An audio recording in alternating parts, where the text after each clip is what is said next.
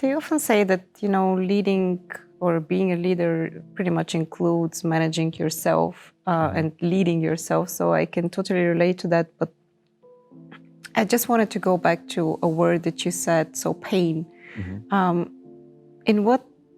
Can you give me some examples of, like the wrong reasons to start a startup? So I think because the startup ecosystem is sexy and it's interesting and attractive for people from the outside, that's a wrong reason. I think another wrong reason is to be in the spotlight or to have attention or to be shown in the media. That's good as well. So it's part of the human need, but that should not be the core essence of why we're doing things. So these are just several examples. Or because I don't know what to do with my life and I'm trying this. It's good in some periods of life to explore and to see what fits and not. But afterwards, it's kind of like in design thinking. You explore a lot of options, but afterwards you kind of go and focus on something that have impact. And for me, this exploration took 7-8 years, let's say. Oh, that's a long period. With a shrink on the side. No, without that was just in the past. Okay, you said that you've learned a lot from your failures, although I don't remember you having like major fuck-ups so far.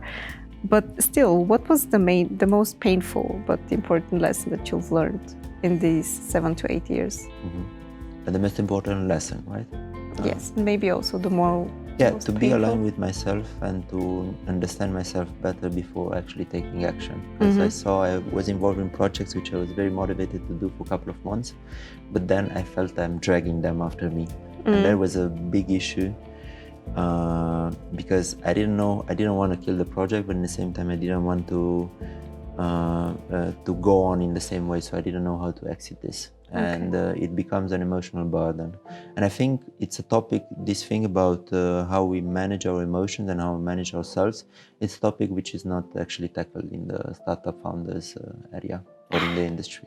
We're always go, get users, sell, promote, manage your team, manage the product. But these are just things which are piling up around what is our essence, and we forget about that, and it's easy to forget with so many opportunities, so many things to do. I think there's so many management books and popular books that kind of shape our philosophy as startup founders and also as investors. I mean, I'm not going to name them, but the emotional intelligence part is seldomly a topic in these books. It's more like, I'm going to give you a methodology of how to do that, like algorithm 1, 2, 3, 4. But as you say, something which is in the core, in the essence, I must say that I miss that often. I agree. And I remember when I was delivering trainings before the startup career, we were stressing a lot about how to work with people, how to do your own emotional processing, and as well to be aware of the emotions in the room.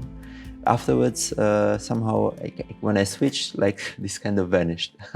And even I realized I did some things in the past 5 years after I did them, and why I did them, and how I came to do those things. It's just because I didn't pay attention to myself back then.